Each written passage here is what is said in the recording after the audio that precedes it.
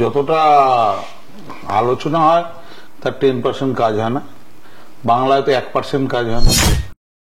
Agent না, এটা বলা মুশকিল। বর্ণবিদ্বেষের অভিযোগ তুললেই মনে হয় ঠিক হয়।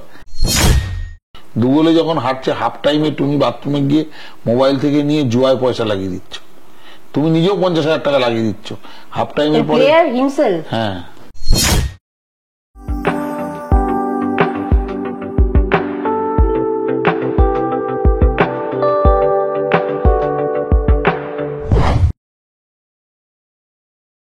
Welcome to all sport podcast.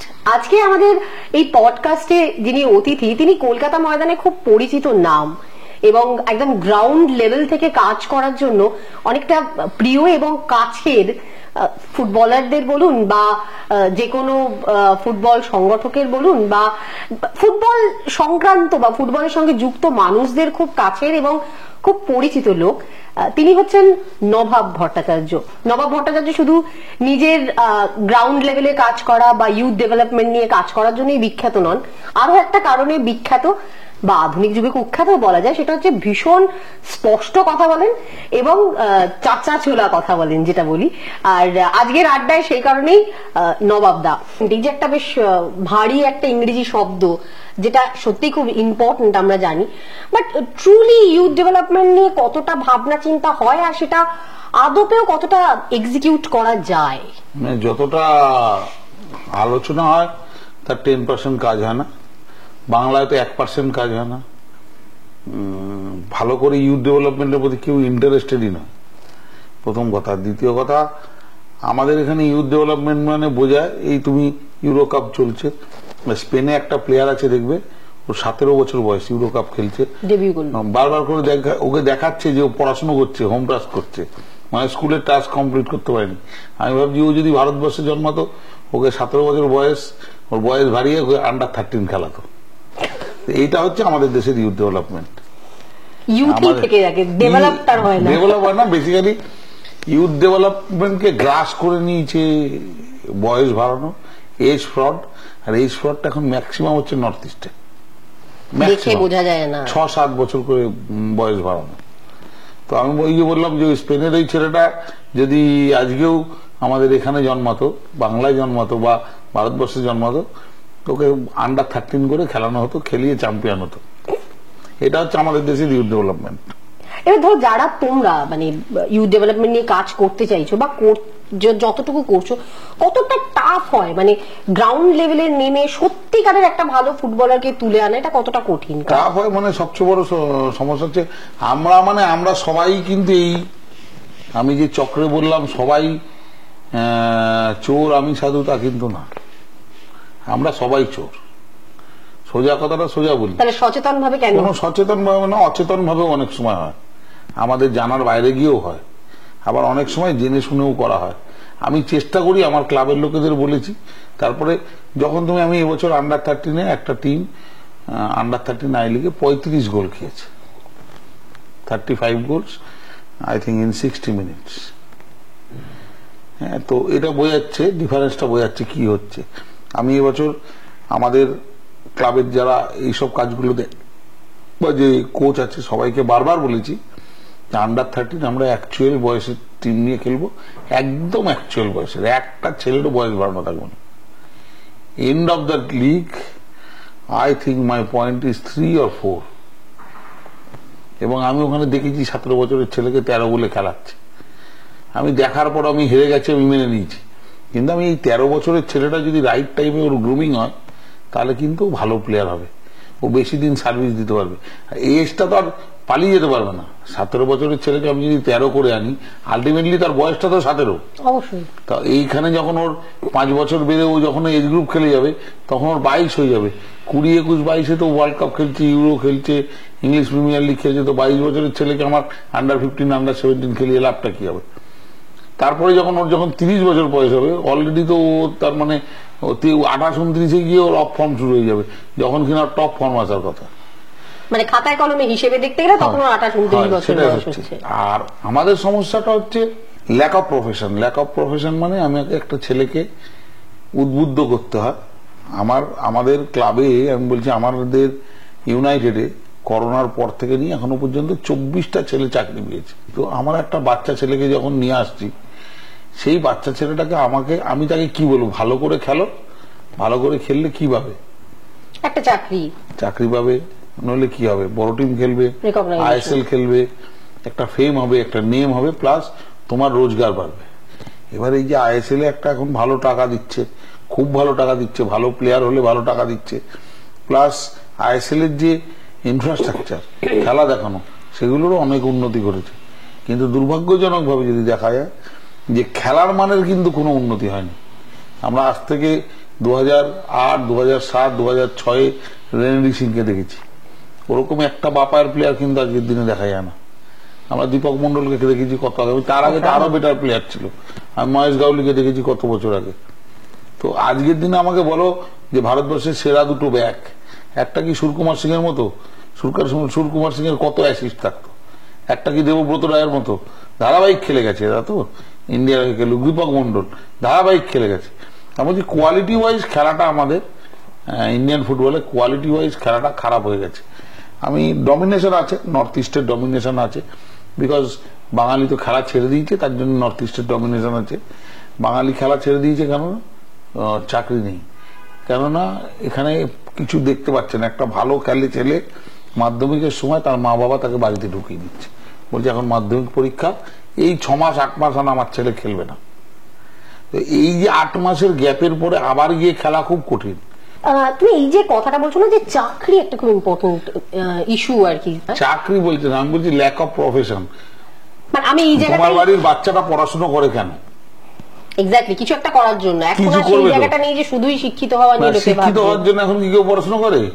এখন তো আগে চেষ্টা করে যে আমি কোন লাইনে যাব, কি পড়বো। তো sports also a line, sports is also a line. পড়াশোনা এবং খেলাধুলো পাশাপাশি be a করলে profession. It should be a profession, sports professional. এবার যদি তুমি বলো যে এত বড় দেশ, এত বড় দেশে গোটা 40-50 ছেলে পেমেন্ট পায়, ভালো পয়সা পায়, তার যারা আইএসএল আছে ইন্ডিয়ান প্লেয়ার, তারা ভালো পয়সা পায়। তারপরে আই লিগের পেমেন্ট স্ট্রাকচার কি আছে? একটা আই লিগ খেলে মানে দেশে সেকেন্ড ডিভিশন লিগ খেলছে অ্যাট দ্য কস্ট অফ 20,000, 15,000, 25,000। ওর থেকে বেশি টাকা তো কলকাতা লিগে অনেক পেমেন্ট করে। চাকরির কথাই বলো, আমরা যদি ওয়ার্ল্ড ফুটবলটা দেখি, নেইমার দা সিলভা কোথাও চাকরি করতে কোনোদিনও যায়নি, বা লিওনেল মেসি তোমার সঙ্গে এই আলোচনাটা দিতেই যাই। নেইমার ডি সিলভা চাকরি করতে কোনো দেশে যায়নি। নেইমার ডি সিলভার দেশের যে ফুটবল স্ট্রাকচার, সেখান থেকে ফুটবলার হয় কেন, এবং ওই যে দেশটা ব্রাজিল, তাদের সবচেয়ে বেশি বিদেশি মুদ্রা কোথা থেকে আয় হয়? ফুটবল না, ফুটবলার্স। তাদের ছেলেরা বিদেশে খেলে, সেখান থেকে টাকা রোজগার করে দেশে পাঠায়, এবং সেই যে টাকাটা রোজগার হয় সেটাই হাইয়েস্ট টাকা। একটা ইউরোপিয়ান আজকে, একটা ইংল্যান্ডের ফুটবল একটা যে বাচ্চা বড় হচ্ছে, সে চাকরি খুঁজছে না, সে ফুটবল খেলতে চাইছে। কেন চাইছে?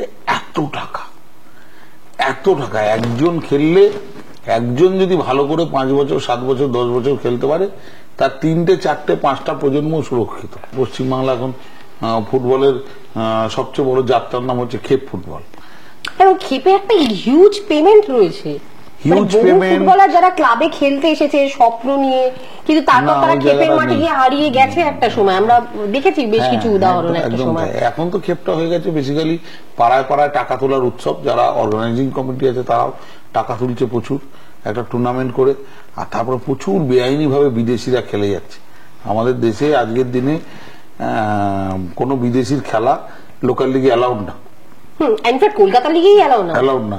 কিন্তু কলকাতা লিগে খেলছে না, অথচ বেলেঘাটে একটা টুর্নামেন্ট হচ্ছে, 6টা 5টা 4টে 5টা বিদেশি ধুমধাম নিজেদের মধ্যে মারপিট করছে।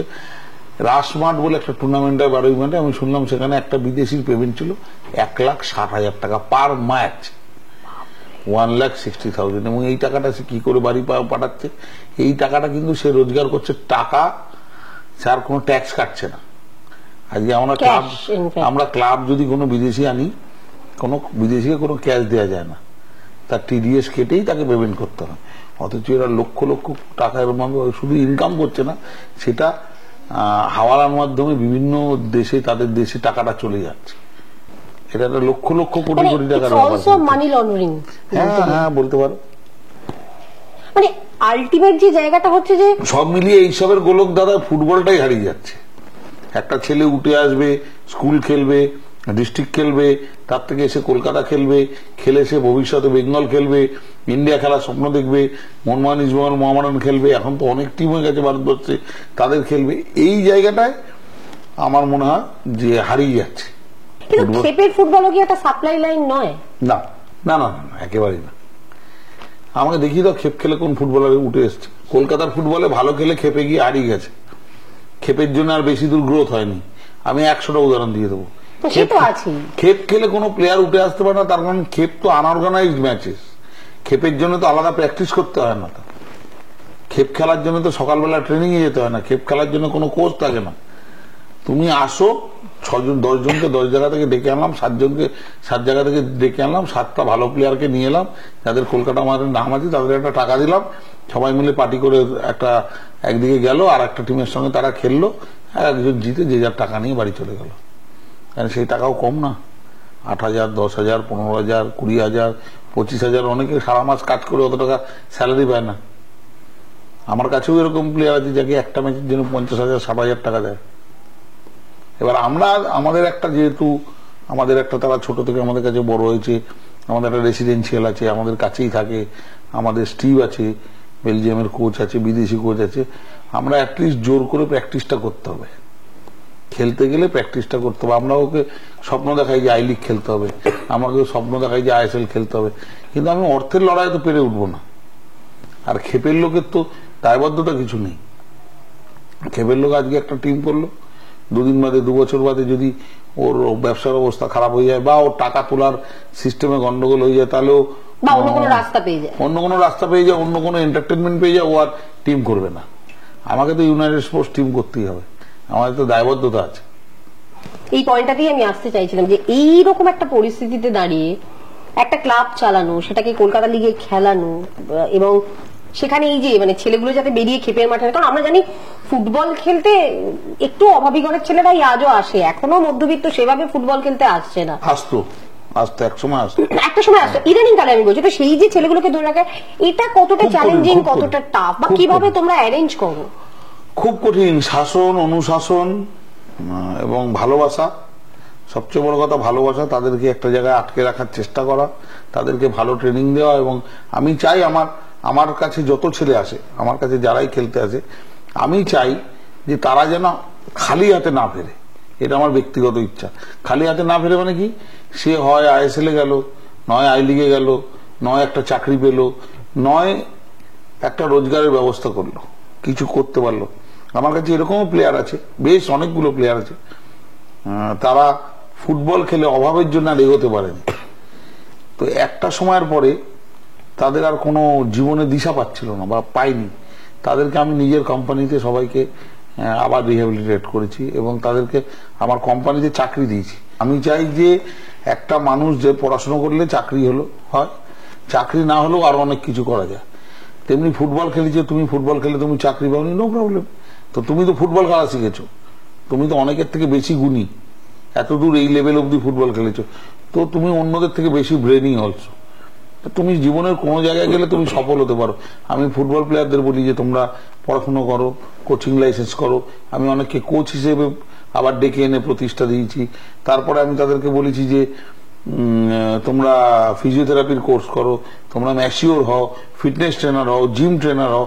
অনেক অপশন আছে এখন, অনেক অপশন। এক্স্যাক্টলি, মানে ফুটবলার না হয়ে অনেক কিছু করা যায়। মানে যেমন তুমি ডাক্তার না হয়ে প্যারামেডিক্যাল তোমার একটা অপশন থাকতে পারে যে তুমি সেখান থেকে সেটা করতে পারো। ঠিক সেরকমই ফুটবল না খেলেও ফুটবলের সঙ্গে সংশ্লিষ্ট অনেকগুলো প্রফেশনস রয়েছে। ইনফ্যাক্ট আমাদের এই যে পডকাস্টের এই সিজনটা আমরা করছি, তাতে কিন্তু আমাদের মূল লক্ষ্য এটাই যে ফুটবলার নয়, কিন্তু ফুটবল তাদের সঙ্গে জড়িত রয়েছে। কারোর কাছে প্রফেশন, কেউ কিছুটা মানে ইচ্ছা থেকে, যেমন নবাবদার কাছে প্রফেশন নয়, নবাবদার কাছে ব্যাপারটা প্যাশন, তার প্যাশন রয়েছে। তো যুক্ত থাকা যায়, চাইলে যুক্ত থাকা যায়। এই বার্তাটা কিন্তু আমাদের এই সিজনের পডকাস্টের খুব গুরুত্বপূর্ণ একটা বার্তা, সেটা আমরা দিতে চাই। নবা একটা সময় ইউনাইটেড স্পোর্টস লিটারালি চতুর্থ প্রধানের জায়গায় চলে যাচ্ছিল, অনেকে বলতে শুরু করেছিলেন। কারণ রন্টি মার্টিন্সকে তুমি প্রথম কলকাতায় নিয়ে এলে, if I am not wrong, প্রথম বোধহয় কোটি টাকার প্লেয়ার ইউনাইটেড স্পোর্টস এনেছিল। সেই জায়গাটা থেকে আবার কেন সরে আসে, মানে এই জার্নিটা একটু যদি একটা বড় প্লেয়ারকে এনেছিলাম। হ্যাঁ, র্যান্টি তো ইন্ডিয়া স্টার ছিল, কার্লোস হার্নান্ডেজ অস্ট্রেলিয়ান লিগের স্টার এবং ওয়ার্ল্ড কাপারও। আমি অ্যাকচুয়ালি মানে আমি একটা প্লেয়ার খুঁজছিলাম, তো আমি অস্ট্রেলিয়ার ন্যাশনাল টিমের স্ট্রাইকারটাকে ফলো করছিলাম আর র্যান্টিকে দেখছিলাম।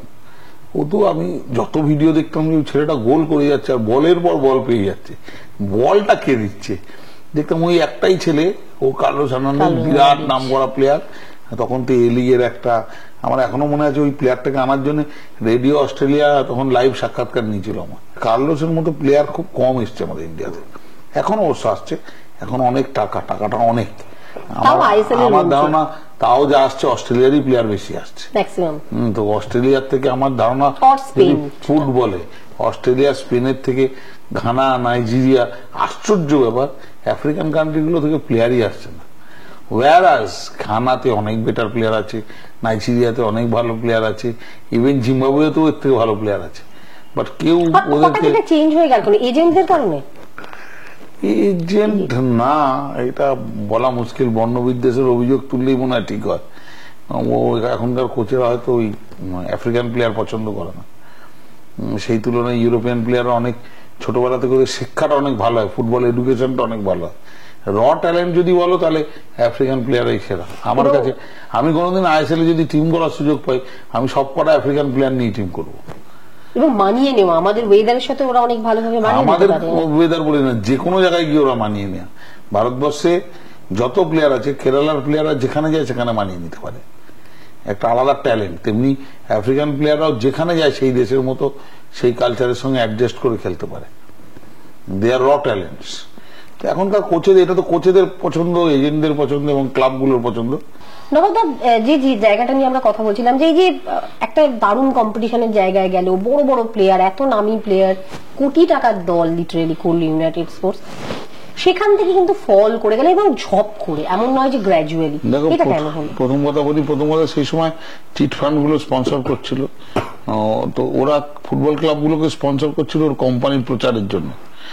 এবং এই বেসিক্যালি ফুটবলে এলে যা তাড়াতাড়ি প্রচার পাওয়া যায় বেঙ্গলে, আর অন্য দিক দিয়ে বিজ্ঞাপন করে এত তাড়াতাড়ি প্রচার পাওয়া যায় না, এটা একটা কারণ। ওরা চলে গেল, রেস্ট অফ দা হাউস সেই সময় ধরো তার তদন্ত, তারপরে তার বিভিন্ন ঘটনা বিভিন্ন ইয়েতে ময়দান সম্বন্ধে ব্যবসায়ীদের মহলে একটুখানি শঙ্কা এসে গেল। তারপরে ধরো 2013 থেকে 2024, 11 বছর ধরে আমরা টানছি। আমাদের সমস্যাটা হলো কি, আমরা যে বছর তোমার মনে আছে 2013-তে যখন আমরা আই লিগ খেলি, 2013-14 আই লিগ, আমরা 7th স্ট্যান্ড করেছিলাম, আমরা কিন্তু লিগ থেকে নামিনি। এলকো সাথে করছিল, ওর মাইনেটা দিতে পারলাম না, আর দিতে পারছি না। তখন ওকে বললাম যে কোচ তুমি, আই এম সরি, এলকো এখন সৌদি প্রো লিগের কোচ কিন্তু বাই দ্য ওয়ে। হ্যাঁ, ও এখন রোনাল্ডোকে আটকাচ্ছে, ঠিক আছে, he is doing very good, এখন একটা লেজেন্ড হয়ে গেছে। ও আমাদের ইন্ডিয়া টিমের কোচেরা অ্যাপ্লাই করেছিল, সেই সময় কেউ গুরুত্ব দেয়নি। যাই হোক, তো ওখানে আছে, তো এলকোকে আমি রাখতে পারি না, কোচকে আমি ছেড়ে দিই টিকিট দিয়ে, যে তুমি চলে যাও, সরি। আমার কাছে তখন কোনো উপায় ছিল না, আমি বাবলুদার কাছে যাই, সামনে করে বাড়িতে বাবলুদা ছিল, বাবলুদাকে গিয়ে বলি, বাবলুদা এরকম অবস্থা, কি করা যায়? বলছে টাকা পয়সাটাই জীবনের সব, হলো চল কাল থেকে মাঠে যাচ্ছি, দেখে নেবো কে আছে। বাবলুদা যেরকম বলে, হ্যাঁ ও দেখা যাবে, ছাত্র অত। বাবলুদার সেই বিখ্যাত ডায়লগ, সামনে দুটো কালো, পেছনে দুটো কালো, মাঝখানে আমি, তুই আর আলো, চল দেখি কে নামাবে। তো বাবলুদা এসে দাঁড়ায়, ছেলেগুলো আমাদের সঙ্গে ছিল, লাল, দীপক, রফিক, এরা they all stand by us. না, লাল, দীপক, রফিক বলবো না, ক্ষমা চেয়ে নিচ্ছি সবার কাছে, সেই টিমের সমস্ত প্লেয়ার, প্রত্যেকটা ছেলে ইউনাইটেডলি স্ট্যান্ড করে যায়। আমরা পরে এরিককে আনি, এরিক খেলে, এবং আমরা somehow we saved our position. আমরা ভালো মতো সেভ করার পরেও, এবারে আমাকে তখন ক্লাব লাইসেন্সিং এর অজুহাতে কুশল দাস অ্যান্ড কমিটি আমাকে বাদ দিয়ে দিল। বেসিক্যালি তারা ছিল, আমি আজকে বলি, প্রথম বলছি কোনো জায়গায়, সেবার যখন লিগে লটারি হয়, কুশল দাস আমাকে ফোন করে বলেছিল, নবাব তোমরা কি খেলতে পারবে? তখন তো আমাদের অলরেডি চলে গেছে, আমার স্পন্সর চলে গেছে, আমি একটা ক্লাব, আমার অ্যাসোসিয়েশনের সেক্রেটারি, সে তো বলবে, দেখবে যে ওকে কোনোভাবে হেল্প করা যায় নাকি।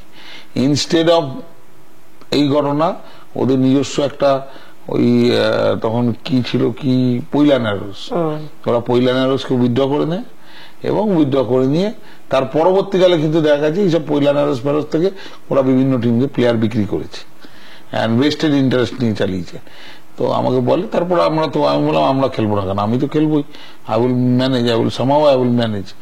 তো আমরা তখন তারপরে খেলি, তারপরে খেলে রেলিগেশন সেবা, কিন্তু আমার সবকিছু করার পরেও ক্লাব লাইসেন্সিং এর অজুহাতে আমার টিমটাকে বাদ দিয়ে দেওয়া হয়। কারণ সেই সময় যদি তোমার মনে পড়ে, রিলায়েন্স আইএসএল চালু করার চেষ্টা করছিল, but they were not getting sufficient quantity of players. যতগুলো প্লেয়ার দরকার একটা লিগ চালানোর জন্য সেটা পাচ্ছিল না।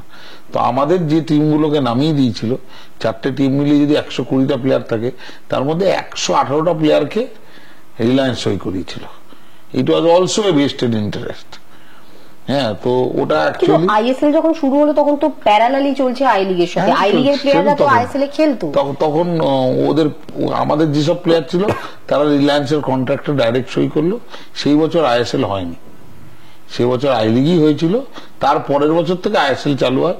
এই ছেলেদেরকে 1 বছর বসিয়ে পয়সা দিয়েছিল, তার মধ্যে সুব্রত পাল, গৌরবাঙ্গী সিং বা আমাদের অরিন্দম ঘোষ, এরকম সমস্ত প্লেয়াররাই ছিল যারা ওখানে সই করেছিল। আব লাইসেন্সিং তো অর্ধেক সময় অর্ধেক টিমই করবে, এবারে করতে পারেনি। তারপরে সেই ক্লাব লাইসেন্সিং এর জন্য অন্তত 6বার হয়েছে যে বিভিন্ন ক্লাব ফেল করেছে, কিন্তু সেই একই ব্যাচ, সেই একই সেক্রেটারি, একই কমিটি, তারা কিন্তু বিভিন্ন পলিটিক্যাল ইনফ্লুয়েন্সে, আমি জানি না অন্য কোনো ইনফ্লুয়েন্স ছিল কিনা, মানিটারি ইনফ্লুয়েন্স ছিল কিনা, তারা কিন্তু সেই টিমগুলোকে বছরের পর বছর সুযোগ দিয়ে গেছে, কিন্তু আমাকে নামিয়ে দিয়েছিল, আমাকে অ্যালাউ করেনি খেলার জন্য। এবার আমার প্রোডাক্টটাই কেড়ে নেওয়া হলো। তুমি কি করো, তুমি কি খেলো, আমার প্রোডাক্টটা যখন কিনে নেওয়া হলো, আমার আর কাউর কাছে যাওয়ার রাস্তা নেই। আমি যে গিয়ে বলবো যে আমি আই লিগ খেলি, this is my club, that's what we are doing, আপনারা আসুন এবং আমাকে যদি 10 কোটি টাকার টিম করতে হবে তার কোনো মানে নেই। আমি 2 কোটি টাকার টিম করেছি, আমি 3 কোটি টাকারও টিম করেছি, 5 কোটি টাকারও টিম করেছি, সব রকম টিম করেছি, and that can be done. যদি তোমার ফুটবল বুদ্ধি থাকে, তোমার যদি প্লেয়ার চেনার ক্ষমতা থাকে, দ্যাট ক্যান বি ডান। কিন্তু এত কিছু করেও আমাকে যখন তুমি আই লিগ থেকে নামিয়ে দিলে, আমার কাছে প্রোডাক্টটাই থাকলো না। প্রোডাক্টটা থাকলো না বলে আমিও আর কারোর কাছে গিয়ে টাকা আনতে পারলাম না। একটা সময় আমরা তখন ভেবেছিলাম ক্লাবটাই বন্ধ করে দেবো। সে বছর আমরা কলকাতা লিগ থেকে কলকাতা লিগ খেলি না এবং আমাদেরকে নামিয়ে দেওয়া হয়। আবার কলকাতা লিগের ইতিহাসে আছে কত টিম কত বছর খেলেনি, কিন্তু তাদেরকে নামানো হয়নি। আমাদেরকে সেই সময়কার তৎকালীন আইএফএ সেক্রেটারি বলেছিলেন যে না, কোনো টিম এবছর রেলিগেট হবে না, কিন্তু বছর শেষে আমাকে আবার নামিয়েও দেওয়া হয় কলকাতা লিগ থেকে, ফার্স্ট ডিভিশনে নামিয়ে দেওয়া হয় প্রিমিয়ার বিতে। তারপরে আবার প্রিমিয়ার বি থেকে খেলে চ্যাম্পিয়ন হয়ে আমরা উপরে উঠি এবং আমরা আমাদের ইউথ ডেভেলপমেন্টটা স্ট্রং করে, ইউথ ডেভেলপমেন্ট তখনও ছিল, তোমার মনে আছে তখন অনেক ছিল, হ্যাঁ, তো ইউথ ডেভেলপমেন্টটাকে স্ট্রং করে, সাপ্লাই লাইনটাকে স্ট্রং করে এখনো পর্যন্ত কলকাতা প্রিমিয়ার লিগে টিকে আছি। খুব কষ্ট করে আমরা কিন্তু এখনো আই লিগের 2nd ডিভিশনটা খেলছি। গত বছর আমরা লিগে থেকে গেছি, তার আগের বছর আমরা ওঠার মতো পরিস্থিতিতে চলে এসেছিলাম, বাট রেফারির ভুল ডিসিশন, মোটিভেটেড ডিসিশন, দিল্লি এফসির এগেনস্টে ওদেরকে জোর করে জেতানো, জিতিয়ে ও দিল্লি এফসি আলটিমেটলি ইয়েতে উঠে যায়, আই লিগে উঠে যায়, কিন্তু we remain in 2nd division. এবছরও আমরা 2nd ডিভিশন খেলবো। তো এই একটা 10 বছর একটা স্ট্রাগলের ইতিহাস, যে আমি ছিলাম টপে, সেখান থেকে একদম নিচে, সেখান থেকে আবার একটু করে ওঠার চেষ্টা। আচ্ছা, এই যে একাডেমি গুলো যে প্লেয়ার সেল করে আমরা দেখি, তোমরা সেটা করতে পারো না? বা আমরা করি তো। আমাদের থেকে মনমোহন যা প্লেয়ার নিয়েছে, বা মনমোহন বাইরের স্টেট থেকে যারা যে প্লেয়ার নিয়েছে, তারা আমাদের থেকে টাকা দিয়েই প্লেয়ার নিয়েছে। আমাদের সেইভাবেই চুক্তি থাকে, নেগোসিয়েশন করা হয়, করি। কিন্তু প্রবলেম হচ্ছে we are not looking for that, we are looking for the training compensations. আমি একটা ছেলেকে বড় করছি, বড় করার পরে 23, 24, 25 বছর বয়সে আমরা জেনারেলি 25 বছর অব্দি সবাইকে রাখার চেষ্টা করি। 25 বছরের মধ্যে আইদার চাকরি অর ক্যারিয়ার কিছু একটা বেছে নেওয়ার সুযোগ থাকে। তারপরে সেই ছেলেটা ধরে নাও আর একটা টিমে যাচ্ছে, যে টিমটা প্রফেশনাল টিম, সেটা ভবানীপুর হতে পারে, ডায়মন্ড হারবার হতে পারে, এই ধরনের টিমে গেলে we should get the training compensation. আর আমি একটা খুব গর্ব করে বলি যে ভারতবর্ষে অনেকগুলো একাডেমি আছে, প্রত্যেকেই টিম করছে, এবং প্রত্যেকের একাডেমিতে তুমি দেখবে মিজোরাম, মণিপুর, অরুণাচল, বিভিন্ন জায়গা থেকে, নর্থ ইস্ট থেকে বাচ্চাগুলোকে নিয়ে গিয়ে ওদেরকে ডেভেলপ করছে। I am the only academy আমরা একদম বাংলার ছেলে খুঁজে খুঁজে, আমি আমার স্টেটের প্লেয়ারকে ডেভেলপ করছি, বাংলার ছেলে খুঁজে খুঁজে বাঙালি ছেলেগুলোকে কি করে পাদপ্রদীপের আলোয় আনা যায় সেইটা চেষ্টা করছি। আমাদের কাছে কিন্তু আমরা কিন্তু নর্থ ইস্টে কোনোদিন আজ অব্দি ট্রায়াল করিনি, করতেই পারি একটা চেষ্টা করলে। আমি মনে করি নর্থ ইস্টে ট্রায়াল করার থেকে আমি কালিম্পং এ ট্রায়াল করবো, আমি দার্জিলিং এ ট্রায়াল করবো, আমি দলসিংপাড়ায় ট্রায়াল করবো। বেনিফিটটা একই পাবো, কিন্তু আমার রাজ্য, আমি প্লেয়ার পাবো, কিন্তু আমার রাজ্যের প্লেয়ার উঠবে। কোথাও কি মনে হয় যে এই যে চিট ফান্ডের একটা বিশাল পরিমাণ টাকা এলো ফুটবলে এবং চলে গেল এক ঝটকায়, এটা কি কোথাও খুব ক্ষতি করে দিল, বিশেষ করে এই সমস্ত ছোট ছোট ক্লাবগুলো, যারা সো কল ছোট ক্লাব, যারা সার্ভাইভ করছিল, একটা বড় স্বপ্ন দেখলো, বড়ভাবে একটা তৈরি করলো কোনো কিছু, কিন্তু তারপর তারা আলটিমেটলি, ইনফ্যাক্ট শুধু ছোট ক্লাব কেন, বেশ কিছু ছোট খেলার ক্ষেত্রেও এটা হয়েছে। একদম, তুমি যদি দেখে নাও সেই সময় ময়দানে কোনোদিন চিট ফান্ড বলি না, ময়দানে আজকের দিন ছাড়া, আজকে যেরকম ইমামি এসছে, ওর সঞ্জীব গোয়েঙ্কা মনমান নিয়ে নিয়েছেন, বা যাই আছে এগুলো, আজকের দিন ছাড়া ময়দানে ভালো পয়সা কবে এসছে? জোগাড় করা, বরাবরই জোগাড় করে চলতো। ময়দানে ভালো পয়সা কে এনেছে, কবে এনেছে? ময়দানে কালো পয়সাই সারা জীবন এসছে। হ্যাঁ, আর একটা দ্বিতীয় কথা হচ্ছে যে ফুটবলের প্রতি বাঙালির একটা ইন্টারেস্ট ছিল, সেই ইন্টারেস্টটা কমে গেছে। কেন এই জায়গাটা নিয়ে আমরা প্রচুর আলোচনা করি, তার কারণ কমে যাওয়ার কারণটা কি? তার মূল কারণ হচ্ছে তুমি টিভিটা খুললেই ইউরো কাপ দেখতে পাচ্ছ, খেলার স্ট্যান্ডার্ডে এতটা ডিফারেন্স। তারপরে বাঙালি ছেলে খেলে না, পাড়ায় রোল মডেল নেই। ইছাপুরে অলোক মুখার্জি থাকে, সাইকেল চালিয়ে দেখতে গেছি, এই অলোক মুখার্জি আজ পাড়ায় খেলবে, দেখতে গেছি। ডিস্ট্রিক্টের খেলা আছে, ডিস্ট্রিক্টগুলো খেলা সব এখন বন্ধ হয়ে গেছে। এই ওই পাড়ায় জানিস শ্যামনগর সবুজ সঙ্গে আজকে সুব্রত ভট্টাচার্য এসছে, এই সুব্রত ভট্টাচার্যকে চ দেখে আসে। এই যে রোল মডেল, আর সেই রোল মডেল অবভিয়াসলি বড় ক্লাব খেললেই হবে। ইউনাইটেড খেললে তাকে দেখতে বেশি প্লেয়ার যাবে না, কেউ বেশি লোক যাবে না, জানে ইউনাইটেডের আজকের দিনে একটা নাম আছে, ও ইউনাইটেড খেলে। এই মুহূর্তে কেন বরাবর দেখেছি, বিশেষ করে রাজ্য সরকারের ক্ষেত্রে বা কেন্দ্রীয় সরকারের ক্ষেত্রে, যে মন্ত্রীরা প্রচুর পদে থাকেন স্পোর্টসে, তাদেরকে লাগে, টাকা আনার ব্যাপার থাকে, তাদের কানেকশনের ব্যাপার থাকে, এটা আমরা বুঝি। কিন্তু ট্রুলি ফুটবলটা নিয়েই কথা বলবো তোমার সাথে, বাকিগুলো পলিসি কেন্দ্রীয় সরকারের কিছু রইলো, রাজ্য সরকারের কিছু রইলো, কিন্তু যতটা ক্লাবের সাথে পলিটিক্যাল পার্সনরা যুক্ত থাকেন, ক্লাবের জন্য পজিটিভ ওয়েতে তাদের কি সেই কন্ট্রিবিউশন থাকে? আমি একটা পরিষ্কার কথা বলি, পলিটিক্যাল ব্যক্তিরা, আমাদের পশ্চিমবাংলার পলিটিক্যাল লোকেরা ইস্টবেঙ্গল মোহনবাগান মহামারানের সঙ্গে যুক্ত থাকেন, সবার সাথে যুক্ত থাকেন না। ইস্টবেঙ্গল মোহনবাগান মহামারান স্পোর্টিং মানে হচ্ছে ভোট, ফ্যান বেস, ওর কর্তার জন্য না। মানে এমন না যে কোনো কর্তা ওখানে দেবাশিস দা আছে, বা ওখানে নিতুদা আছে, বা ওখানে কামার ভাই আছে বলে যাচ্ছে, কোন একজন মন্ত্রীও ওখানে যাচ্ছে ওই জন্য না, বিকজ ওটা একটা প্রতিষ্ঠান, হেরিটেজ ক্লাবস। ওরা বিখ্যাত ওর সদস্যের জন্য, ওরা বিখ্যাত ওর সমর্থকের জন্য, ওরা কখনোই বিখ্যাত নয় ওর কর্তার জন্য। সেটা তো পলিটিশিয়ানকে বেনিফিট করছে, অবভিয়াসলি পলিটিশিয়ান তো আমার এই সমাজ থেকে ওটা মানুষ, সেও তো দিনের শেষে ইস্টবেঙ্গল নয়, মোহনবাগান নয়, মহামারানের সমর্থক। আমিও তো দিনের শেষে কাউর না কাউর সমর্থক বলেই তো খেলাটা ভালোবাসি। গোড়াপিটা ময়দানের একটা খুব বড় সমস্যা, এবং তোমরা ব্যাপারটা খুব কাছ থেকে দেখো, যে করুক বা না করুক তোমরা বুঝতে পারো এটা রেমেডি কি। সত্যি কি গড়াপেটা ধরা সম্ভব? আমি বলি গড়াপেটা দুরকম। গড়াপেটা একটা হচ্ছে গঙ্গা জল ছেটানো গড়াপেটা, মানে আর একটা হচ্ছে নোংরা গড়াপেটা। গঙ্গা জল ছেটানো গড়াপেটাটা যেমন আমাদের কলকাতা ময়দানে বহুদিন ধরে চালু। সেটা কি ধরনের? ওটা গঙ্গা জল ছেটানো, এই মৌতানের টিমটাকে বাঁচাতে হবে, ওর টিমটা নেমে যাচ্ছে, ওকে একটা পয়েন্ট দিয়ে দে। হ্যাঁ, এগুলো হচ্ছে রিলেশনের উপর, বিভিন্ন ক্লাব ইকুয়েশনের উপর। একটা গড়াপেটা নিচের দিকেই বেশি হতো, উপরের দিকে কম হতো না বলবো না। একটা গড়াপেটা এখন এসছে বাজারে, সেটা হচ্ছে প্রথম 15 মিনিটে 2 গোল খেয়ে যেতে হবে, তাহলে গোলকিপারটা 50,000 টাকা। Spot fixing. ম্যাচ ফিক্সিং, এবং সেটার উপরে অনলাইনে বা কোনো জায়গায় টিভিতে খেলা দেখছে, খেলা দেখতে দেখতে ওখানে জুয়াটা খেলে নিচ্ছে, ওখানে কেউ পয়সা লাগিয়েছে, আজকের খেলাটা আমাকে 5 গোল খেতে হবে, ওখানে আমার আজকে রেট আছে 1 টাকায় 30 টাকা। ইউনাইটেড মোহনবাগান খেলার দিন রেট ছিল 1 টাকায় 30 টাকা। ইউনাইটেড যদি জেতে তাহলে না, হ্যাঁ ইউনাইটেড যদি জেতে 30 টাকা পাবে। আমি এটা আমি আর বলতে পারবো না এর থেকে বেশি।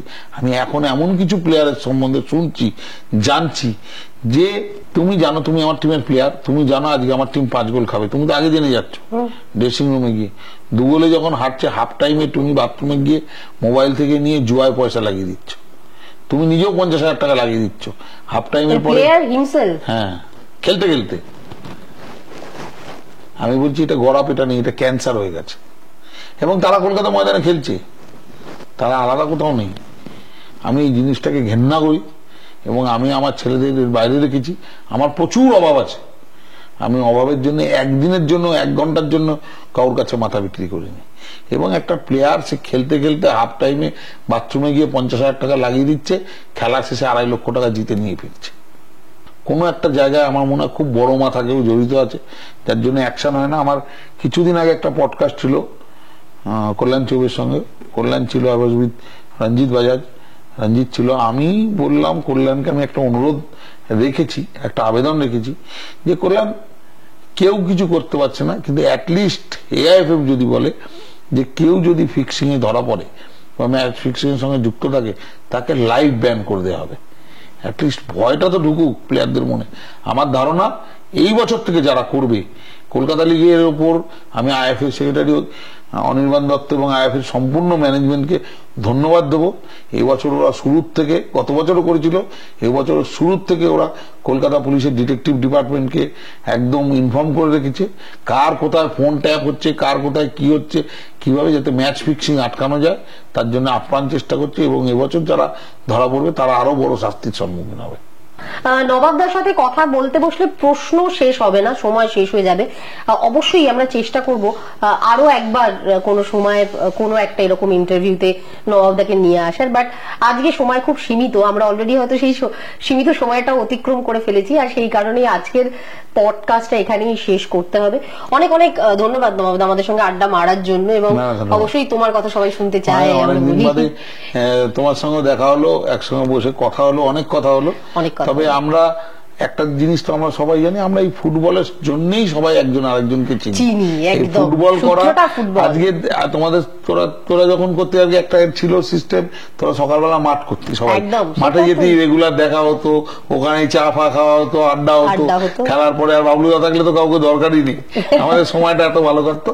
এখন তো পুরোটাই প্রফেশনাল হয়ে গেছে, মেল চলে আসে, মেল চলে আসে। তবু যে যতটাই চেঞ্জ হোক, ওটা একটা সাংবাদিকদের সঙ্গে কর্মকর্তাদের একটা দারুণ রিলেশন ছিল, একটা বন্ডিং ছিল। এখনো সেই বন্ডিংটা আমাদের আছে। আমার জন্য এটাই অনেক বড় পাওনা। শেষ করব, যদি আজকের এই পডকাস্টটা ভালো লেগে থাকে অবশ্যই লাইক করুন, শেয়ার করুন আপনার বন্ধুদের সঙ্গে, এবং অবশ্যই সাবস্ক্রাইব করুন আমাদের চ্যানেল অল স্পোর্ট টিভি। আর হ্যাঁ, এর সঙ্গে নোটিফিকেশন বাটনটাও প্রেস করবেন, কারণ এরকম অনুষ্ঠান তো আমাদের থাকেই, সঙ্গে ডেইলি নিউজ থাকে, সবকিছুর আপডেট আপনারা টাইম টু টাইম পেয়ে যাবেন। দেখা হবে পরের পডকাস্টে।